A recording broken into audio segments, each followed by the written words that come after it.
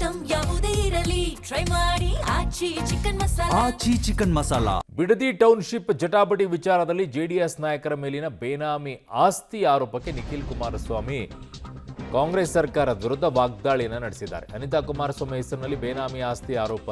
ಸಚಿವ ಎಂಬಿ ಪಾಟೀಲ್ ಹೇಳಿಕೆಗೆ ನಿಖಿಲ್ ಕುಮಾರಸ್ವಾಮಿ ಅವರು ಕಿಡಿಕಾರಿರೋದು.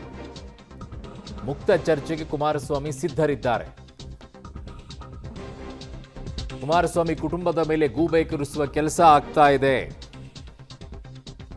ಧೈರ್ಯ ಇದ್ರೆ ರೈತರ ಸಮ್ಮುಖದಲ್ಲಿ ಚರ್ಚೆಗೆ ಬರಲಿ. ಏನ್ ಮಾತನಾಡಿದ್ರು ಕೂಡ ದಾಖಲೆ ಇಟ್ಕೊಂಡು ಮಾತನಾಡಿ. ನೀವೇನೇ ಮಾತಾಡಿ, ಆದರೆ ದಾಖಲೆ ಇಟ್ಕೊಂಡು ಮಾತಾಡಿ ಅಂತ ಸಚಿವ ಎಂಬಿ ಪಾಟೀಲ್ ಹೇಳಿಕೆಗೆ ನಿಖಿಲ್ ಕುಮಾರಸ್ವಾಮಿ ಅವರು ಕಿಡಿಕಾರಿದ್ದಾರೆ. ಬಿಡದಿ ಟೌನ್ಶಿಪ್ ಜಟಾಪಟಿ ತೀವ್ರಗೊಂಡಿರುವಂಥದ್ದು. ಈಗಾಗಲೇ ಮುಖ್ಯಮಂತ್ರಿಯವರು ಈ ಒಂದು ಯೋಜನೆ ಕುರಿತು ಬಹಿರಂಗ ಚರ್ಚೆಗೆ ಆಹ್ವಾನವನ್ನು ಮಾಡಿದರು. ಅದಕ್ಕೆ ಕೇಂದ್ರ ಸಚಿವರು ಕೂಡ ಉತ್ತರವನ್ನು ಕೊಟ್ಟಿದ್ದಾರೆ.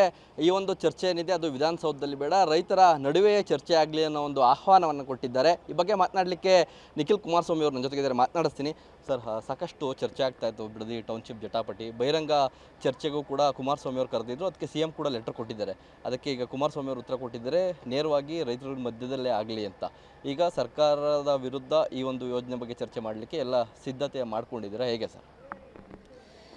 ನಾವು ಸದಾ ಸಿದ್ಧರಾಗೆ ರೈತರ ಜೊತೆ ಹೋರಾಟಕ್ಕೆ ಇಳಿದಿರೋದು. ಮೊದಲನೇ ದಿನದಿಂದನೂ ಕೂಡ ರೈತರು ಬೀದಿಲಿ ಇಳಿದು ಹೋರಾಟ ಪ್ರಾರಂಭ ಮಾಡಿದ ದಿನದಿಂದನೂ ಕೂಡ ಅನೇಕ ಬಾರಿ ಹೋಗಿ ಅವ್ರ ಜೊತೆಯಲ್ಲಿ ನಿಂತು ನಾವಿದ್ದೇವೆ ನಿಮ್ಮ ಜೊತೆಯಲ್ಲಿ, ಧೃತಿಗೆಡಬೇಡಿ ಅಂತಕ್ಕಂಥ ಚರ್ಚೆ ಮಾಡಿ ಬಂದಿದ್ದೇವೆ. ಈಗ ಒಂದಣ ಹೇಳ್ತಕ್ಕಂಥದ್ದು, ಮುಖ್ಯಮಂತ್ರಿಗಳು ಸನ್ಮಾನ್ಯ ಕುಮಾರಣ್ಣ ಅವ್ರಿಗೆ ಒಂದು ಪತ್ರ ಬರೆದ್ರು.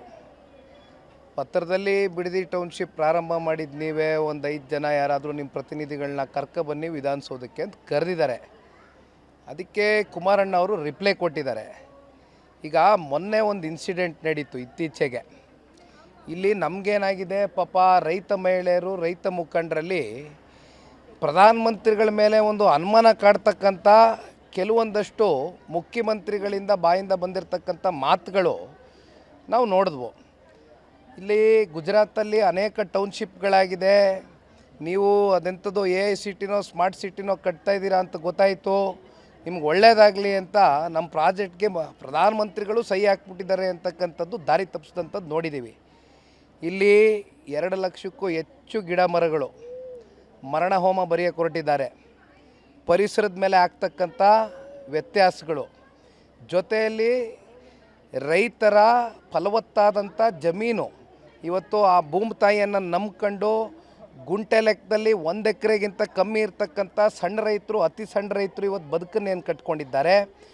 ಸಂಪೂರ್ಣವಾಗಿ ಅವರನ್ನು ಬೀದಿ ಪಾಲು ಮಾಡ್ತಕ್ಕಂಥ ಈ ಒಂದು ಪ್ರಾಜೆಕ್ಟ್ನ ನಿಲ್ಲಿಸಬೇಕು ಅಂತಕ್ಕಂಥದ್ದು ಕುಮಾರಸ್ವಾಮಿ ಅವರ ಪ್ರತಿಷ್ಠೆ ಪ್ರಶ್ನೆ ಅಲ್ಲ, ಇದು ನಿಖಿಲ್ ಕುಮಾರಸ್ವಾಮಿಯ ಪ್ರತಿಷ್ಠೆ ಪ್ರಶ್ನೆ ಅಲ್ಲ, ಬದಲಾಗಿ ಇದು ರೈತರ ಜೀವನದ ಪ್ರಶ್ನೆ. ಈಗ ವಿಧಾನಸೌಧದ ಒಳಗಡೆ ಕೂತ್ಕೊಂಡು 4 ಗೋಡೆ ಮಧ್ಯೆ ಕಾಪಿ ಕುಡ್ಕೊಂಡು ಚರ್ಚೆ ಮಾಡಿದ್ರೆ, ಹೊರಗಡೆ ಬಂದು ಈ ಪ್ರಧಾನಮಂತ್ರಿಗಳ ಜೊತೆ ಅದೆಂಥದ್ದು ಚರ್ಚೆ ಆಯಿತು ಅಂತ ಹೇಳಿದ್ರಲ್ಲ, ಅದೇ ಥರ ನಾಳೆ ಕುಮಾರಸ್ವಾಮಿ ಅವ್ರು ಗೂಬೆ ಕೂರಿಸಿದ್ರೆ ನಾವು ಯಾಕೆ ರೆಡಿ ಆಗಬೇಕು ಸ್ವಾಮಿ? ಈಗ ಇಲ್ಲಿರ್ತಕ್ಕಂಥ ಸಮಸ್ಯೆ ಏನು, ಈಗ ಇಲ್ಲಿವರೆಗೂ ರೈತರ ಒಪ್ಪಿಗೆ ತಗೊಳ್ತಕ್ಕಂಥದ್ದಕ್ಕೆ ಯಾವ ಸರ್ವೆಗಳಾಗಿಲ್ಲ, ಯಾವ ಚುನಾಯಿತಿ ಪ್ರತಿನಿಧಿಗಳು ಬಂದಿಲ್ಲ, ಯಾವ ಒಂದು ಅಕ್ವಿಸಿಷನ್ ಪ್ರಕಾರವಾಗಿ ಆಗಬೇಕಾಗಿರ್ತಕ್ಕಂಥ ಪ್ರೊಸೀಜರ್ಗಳನ್ನ ಸಂಪೂರ್ಣವಾಗಿ ಉಲ್ಲಂಘಿಸಿ ಯಾವ ಒಂದು ಇಲ್ಲಿರ್ತಕ್ಕಂಥ ಜಿಲ್ಲಾ ನಮ್ಮ ಅಧಿಕಾರಿಗಳು ಬರಬೇಕಾಗಿತ್ತು, ಅವರು ಕೂಡ ಬರಲಿಲ್ಲ ಕನ್ಸೆಂಟ್ ತಗೊಳ್ಳೋದಕ್ಕೆ. ನಾವು ಹೇಳ್ತಕ್ಕಂಥದ್ದು ಇಷ್ಟೇ, ಇದು ಬಾಧಿತ ಪ್ರದೇಶದ ಈ ಒಂದು ಅಕ್ವಿಸಿಷನ್ ಆಗ್ತಕ್ಕಂಥದ್ದಕ್ಕೆ ಈಗಾಗಲೇ ಏನು ನೋಟಿಫಿಕೇಶನ್ ಹೊರಡಿಸಿದ್ದಾರೆ. ಪ್ರಿಲಿಮಿನರಿ ಹೊಡಿಸಿದ್ದು ಕುಮಾರಸ್ವಾಮಿ ಅವರಲ್ಲ, ಕುಮಾರಸ್ವಾಮಿ ಅವರು ಕೂಸು ಅಂತ ಕತೆ ಕಟ್ಟಿದ್ರಲ್ಲ. ಇಲ್ಲಿ ಒಳಗಡೆ ಡೇಟ್ ಇದೆ, 2025ನೇ ಇಸ್ವಿನಲ್ಲಿ, ಬಹುಶಃ 12/3/2025 ಅನ್ಕೋತೀನಿ, ಸ್ಪೆಸಿಫಿಕಲಿ ಹೇಳಬೇಕು ಅಂದರೆ. ಈ ಪ್ರಿಲಿಮಿನರಿ ನೋಟಿಫಿಕೇಶನ್ ಮಾಡಿರ್ತಕ್ಕಂಥದ್ದೇ ಇಂದಿನ ಸರ್ಕಾರ. ಇದು ಕುಮಾರಸ್ವಾಮಿ ಅವರ ಅದೆಂಥದ್ದು ಕನಸಿನ ಕೂಸಲ್ಲ, ಇವ್ರ ಪಾಪದ ಕೂಸಿದು. ನಮ್ಮ ತಲೆ ಮೇಲೆ ಗಂಟು ಹಾಕೋದು ಬೇಡ. ಹಾಗಾಗಿ ಬರಲಿ, ಒಂದು ಕೆಲಸ ಮಾಡಲಿ, ಈಗ ಕುಮಾರಸ್ವಾಮಿ ಅವ್ರ ಪ್ರತಿನಿಧಿಗಳು ಬೇಡ, ಅವ್ರು ಬೇಕಾದರೆ ಅವ್ರ ಚೇಲಗಳು ಕರ್ಕೊಬರಲಿ, ಪುಂಡ್ಪೋಖ್ರಿಗಳನ್ನ, ನಮ್ದೇನು ಅಭ್ಯಂತರ ಇಲ್ಲ.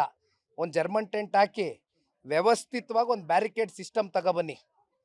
ಒಂದು ಅಲ್ಲಿರ್ತಕ್ಕಂಥ ರೈತರು ಯಾರು ಪಾಣಿದಾರರಿದ್ದಾರೆ, ಯಾರು ಆಧಾರ್ ಕಾರ್ಡು, ಇವೆಲ್ಲ ಚೆಕ್ ಮಾಡ್ಕೊಂಡು 2 ಬ್ಯಾರಿಕೇಡ್ ಮಾಡಿ, ಪರ ವಿರೋಧ ಅಂತಕ್ಕಂಥದ್ದು ರೈತರನ್ನ ಕೂರಿಸಿ ಇಲ್ಲಿವರೆಗೂ ಆ ನೆಪದಲ್ಲಾದರೂ ಒಂದು ಕನ್ಸೆಂಟ್ ಆಗೋಗ್ಲಿ ಎತ್ಲಾಗೆ ಅಲ್ಲಿ ರೈತರು ಇವ್ರು ಹೇಳ್ದಂಗೆ 80% ಜನ ಬಿಟ್ಕೊಡೋದಕ್ಕೆ ತಯಾರಾಗಿದ್ದರೆ ಇವ್ರು ಹೇಳ್ದಂಗೆ ಸರ್ಕಾರ ಹೇಳ್ದಂಗೆ ನಾವು ಯಾಕೆ ಗುರು ತಡೆಯುವ ಅದನ್ನು ಅಥವಾ 80% 90% ಶೇಕಡ ರೈತರು ಅದನ್ನು ವಿರೋಧಿಸ್ತಾ ಇದ್ದಾರೆ ಅಂದರೆ ಈ ಪ್ರಾಜೆಕ್ಟ್ನ ಕೈ ಬಿಡಬೇಕೋ ಬೇಡವೋ ಅಂತಕ್ಕಂಥ ಉತ್ತರ ಮುಖ್ಯಮಂತ್ರಿಗಳು ಕೊಡಬೇಕು. ಇಷ್ಟೇ ನಾವು ಹೇಳ್ತಾ ಇರೋದು. ಬಾಲಕೃಷ್ಣ ಅವ್ರು ಹೇಳ್ತಾರೆ ಕುಮಾರಸ್ವಾಮಿ ಅವರಿಗೆ ಕಾಮನ್ ಸೆನ್ಸ್ ಇಲ್ಲ, ಅಲ್ಲಿ ಕಾನೂನು ಸುವ್ಯವಸ್ಥೆ ಹಾಳಾಗುತ್ತೆ, ಹಾಗಾಗಿ ಅಲ್ಲಿಗೆ ಬರ್ಲಿಕ್ಕೆ ಆಗಲ್ಲ ಅಂತ ಹೇಳ್ತಾರೆ ಸರ್. ಅಲ್ಲ ರೀ, ಸಂಘರ್ಷ ಪ್ರಶ್ನೆ ಅಲ್ರಿ ಬಂತು. ನಾನು ಈಗ ಹೇಳ್ತಾ ಇದ್ದೀನಲ್ಲ, ವ್ಯವಸ್ಥಿತವಾಗಿ ಕೂತ್ ಚರ್ಚೆ ಮಾಡ್ರಿ. ಯಾವ ಪಾರ್ಟಿ ಕಾರ್ಯಕರ್ತರು ಬರೋದು ಬೇಡ ಕಣ್ರಿ, ಇಲ್ಲಿ ರೈತರು ಬರಲಿ ರೀ.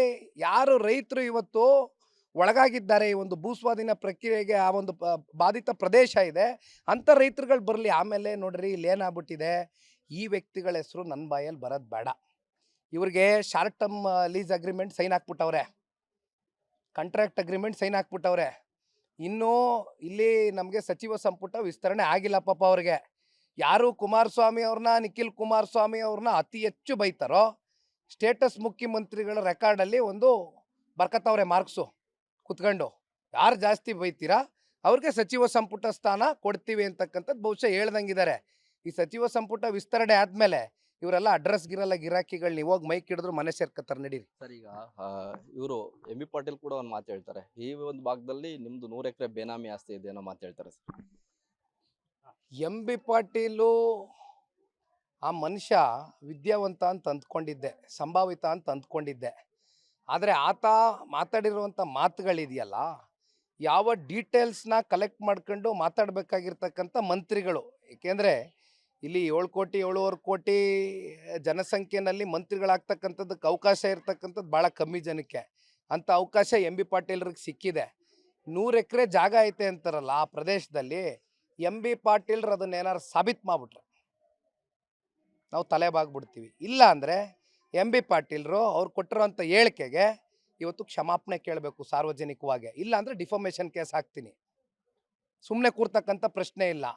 ಇಲ್ಲಿ ರಾತ್ರೋರಾತ್ರಿ ಪುಂಡಪೋಖ್ರಿಗಳಿಗೆ ಅವ್ರಿಗೂ ಗುತ್ತಿಗೆ ಕೊಟ್ಕೊಂಡು ಏನೋ ಅವ್ರ ಸ್ಟೇಟಸ್ ಮುಖ್ಯಮಂತ್ರಿಗೆ ಮೆಚ್ಚುಗೆ ವ್ಯಕ್ತಪಡಿಸ್ಬೇಕು ಅನ್ನೋದಕ್ಕೆ ತಲೆ ಮೇಲೆ ಟವಲ್ ಹಾಸ್ಕೊಂಡು ಬಂದು ರಾತ್ರೋರಾತ್ರಿ ಸ್ಟಿಕ್ಕರ್ ಅಂಟಿಸೋಗ್ಬಿಟ್ಟು ಅದೆಂಥದೋ ಪೋಸ್ಟರ್ ಅಭಿಯಾನ ಅಂದರೆ ಕುಮಾರಸ್ವಾಮಿ ಅವ್ರ ಕುಟುಂಬ ಏನು ಎದುರ್ಕೊಂಡು ಓಡೈತೀವಿ ಅಂದ್ಕೊಂಡಿದ್ದಾರೇನ್ರಿ? 40 ವರ್ಷದಿಂದ ಇವ್ರನ್ನ ಎದುರಿಸ್ಕೊಂಡೆ ರಾಜಕಾರಣ ಮಾಡ್ಕೊಂಡು ಬಂದಿರೋದು ದೇವೇಗೌಡರು, ಕುಮಾರಣ್ಣನ ಕುಟುಂಬ. ಇವತ್ತು ನಾನು ಇದ್ದೇನೆ, ರೈತರ ಜೊತೆ ಇದ್ದೇನೆ. ನನ್ನ ವೈಯಕ್ತಿಕ ಹಿತಾಸಕ್ತಿಗಿಂತ ಹೆಚ್ಚಾಗಿ ನಮ್ಮ ರೈತರ ಹಿತಾಸಕ್ತಿ, ನಮ್ಮ ರೈತರ ರಕ್ಷಣೆ ನನ್ನ ಮೂಲ್ಯ, ಆದ್ಯತೆ ಮತ್ತು ಕರ್ತವ್ಯ ಅಂತಕ್ಕಂಥದ್ದನ್ನ ಹೇಳ್ತೇನೆ. ಇವ್ರು ಹೇಳ್ತಕ್ಕಂಥ ವಿಚಾರಗಳಿಗೆ ನಮ್ಮ ಮಂಜಣ್ಣ ಅವರು ಬಹುಶಃ ಈಗಾಗಲೇ ಪ್ರೆಸ್ ಮೀಟ್ ಕರೆದಿದ್ರು ಅಂತ ಕೇಳಿದೆ. ನೀವು ಭಾಗಿಯಾಗಿದ್ರಿ, ಅವ್ರಿಗೆ ಅವರು ಉತ್ತರ ಕೊಟ್ಕೊತಾರೆ, ಏನು ತೊಂದರೆ ಇಲ್ಲ. 2ನೇ ಹಂತದ ಪಾದಯಾತ್ರೆ ಯಾವಾಗ ಆರಂಭ ಆಗುತ್ತೆ ಸರ್? 2ನೇ ಹಂತದ ಪಾದಯಾತ್ರೆ ಅಷ್ಟೇ ಅಲ್ಲ, ರೈತರಿಂದ ಇಲ್ಲಿವರೆಗೂ ಕನ್ಸೆಂಟ್ ತಗೊಳಕ್ಕಾಗಿಲ್ಲ. ಈಗ ಹುಡ್ಕೋದಿಂದ 12,500 ಕೋಟಿ ಸಾಲ ತೋರಿಸಿದಾರಲ್ಲ, ಹುಡ್ಕೋದವ್ರು ಏನು ಸುಮ್ಮನೆ ಸಾಲ ಕೊಡ್ತಾರೇನ್ರಿ? ಒಂದು ಕಂಡೀಷನ್ ಹಾಕಿದ್ದಾರೆ, ರೈತರ ಕನ್ಸೆಂಟ್ ಇಲ್ದಿರ ₹1 ಸಾಲ ಬಿಡುಗಡೆ ಮಾಡಲ್ಲ ಅಲ್ಲಿ. ಹಾಗಾಗಿ ಕನ್ಸೆಂಟ್ ತಗೊಳ್ತಕ್ಕಂಥದ್ದಕ್ಕೆ ರೈತರದು ಒಂದು ಅದಾಲತ್ ಪ್ರಾರಂಭ ಮಾಡ್ತೀನಿ. ನಾನೇ ಹೋಗಿ ಕೂತ್ಕೊತೀನಿ, ಡ್ರಾಪ್ ಬಾಕ್ಸ್ ಸಿಗ್ತೀನಿ. 9 ರೆವಿನ್ಯೂ ಗ್ರಾಮಗಳೇನಿದೆ ಬಂದು ರೈತರು, ಪಾಣಿದಾರರು, ಆಧಾರ್ ಹೋಲ್ಡರ್ಸ್ ಹೇಳಿದ್ನಲ್ಲ, ಬಂದು ಪರ ವಿರೋಧ ಡ್ರಾಪ್ ಬಾಕ್ಸ್ ಅಲ್ಲಿ ವಿಚಾರ ತಿಳಿಸೋಗ್ಲಿ. ಕೂತ್ಕೊತೀನಿ. ಪಾದಯಾತ್ರೆ ಮಂಡ್ಯ ಒಂದೇ ಅಲ್ಲ ಗುರು. ಬೇರೆ ಕಡೆಯಿಂದ ಎಲ್ಲ ಬಂದು ಜನ ಕರ್ಕೊಂಡ್ ಬಂದಿದ್ದಾರೆ ಅಂತ ಒಂದು ವಿಡಿಯೋ ರಿಲೀಸ್ ಮಾಡಿದ್ದಾರೆ ಸರ್. ನೋಡ್ರಿ, ಅವ್ರು ಹೇಳೋದಕ್ಕೆ 100 ಹೇಳ್ಬೋದು, ಅದಕ್ಕೆಲ್ಲ ನಾನು ಉತ್ತರ ಕೊಡಲ್ಲ. ಜನತಾದಳ ಪಕ್ಷದ ಶಾಸಕರು, JDLP ನಾಯಕರು, ಪಕ್ಷದ ಕಾರ್ಯಕರ್ತರು ಅನ್ನೋದಕ್ಕಿಂತ ಹೆಚ್ಚಾಗಿ ಇದು ರೈತರ ಪಾರ್ಟಿ. ರೈತರಿಗೆ ಅನ್ಯಾಯ ಆಗ್ತಾ ಇದೆ ಅಂತಾದಾಗ ಸ್ವಯಂ ಪ್ರೇರಿತರಾಗಿ ಬಂದಿರತಕ್ಕಂಥ ನಮ್ಮ ಕೇಡರು ಕೂಡ ಬಂದು ಸಂಪೂರ್ಣವಾಗಿ ಸಹಮತ ವ್ಯಕ್ತಪಡಿಸಿದ್ದಾರೆ.